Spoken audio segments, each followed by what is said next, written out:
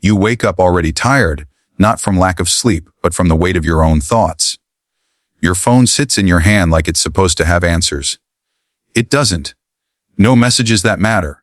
Just silence and that quiet pressure in your chest. You don't panic yet, but you feel it waiting. Another day alone. You tell yourself you're fine being single. You say it casually, like it's settled. But underneath that confidence is a question you avoid. Am I behind? Did I miss something everyone else figured out? You don't say it out loud, but it follows you. And it's heavy. You were taught life moves in a straight line. Do the work, get the girl, build the life. So when one piece is missing, your mind fills in the blame.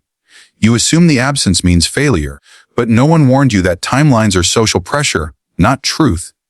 They're rules made for crowds, not individuals. And you were never meant to live like a crowd. You see people who seem ahead of you, married, settled, certain. But what you don't see is what they traded for that certainty. Some rushed into comfort before they knew themselves. Some locked doors they didn't mean to close. Being early is not the same as being right, and being alone might have saved you from the wrong life. You don't feel lonely when you're living. You feel lonely when you're watching, scrolling through other people's highlight reels, letting their milestones define your worth. That's not loneliness. That's status anxiety wearing a mask. And it feeds on your attention. You're not afraid of being alone. You're afraid of how it looks, what people might assume about you, what silence says without explanation. So men stay in bad relationships just to avoid questions. They don't choose love, they choose cover. And that choice quietly rots them. Being single strips away distractions. No one to hide behind, no one to blame or lean on, just you and your patterns. That exposure feels brutal at first, but it's honest, and honesty is rare. No one needs you when you're single. No emotional dependence. No expectations waiting at home. That emptiness feels sharp, but it's also freedom most men never experience.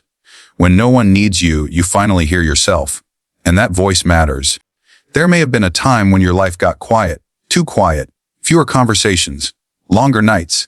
At first, it felt like nothing was happening. But underneath that silence, clarity was forming. This is where men are shaped, not entertained. Most men are always performing, trying to be wanted, trying to be impressive. Being single rips that costume off. You don't get applause, you get truth. And truth doesn't care how confident you pretend to be. This is where many men get stuck, waiting to be noticed, waiting to be picked. You turn your life into a waiting room. But you were never meant to audition for meaning. You weren't born to be selected. The moment you stop waiting to be chosen, something shifts. You stop asking who wants you. You start asking what you want.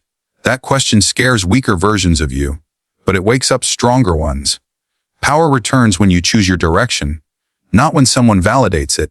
Loneliness begs for noise. Solitude welcomes silence. They look similar, but they shape opposite men.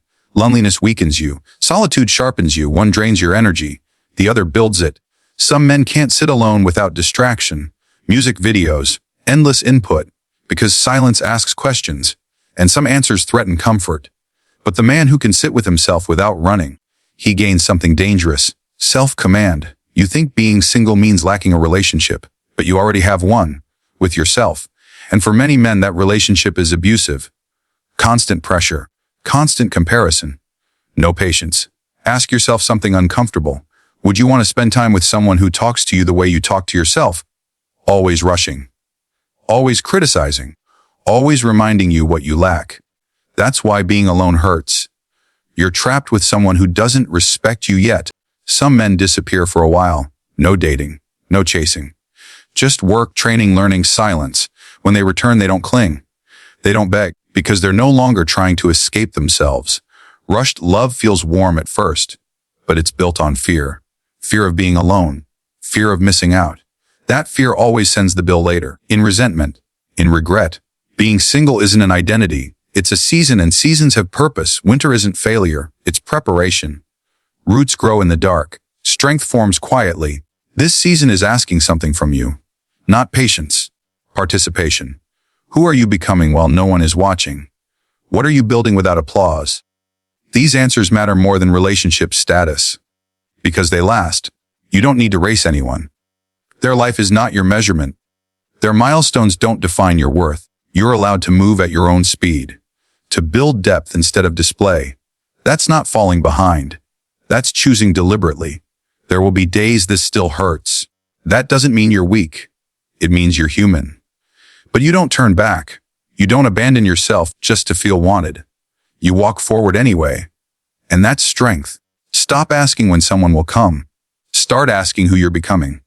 What kind of man will a healthy relationship require? Are you building him or avoiding the work? This season is shaping that answer. Whether you respect it or waste it, the choice is yours. You're not behind. You're not broken. You're early in a life you're still constructing. And one day, when noise returns, you'll remember this quiet differently. This was the forge. This was where you didn't run.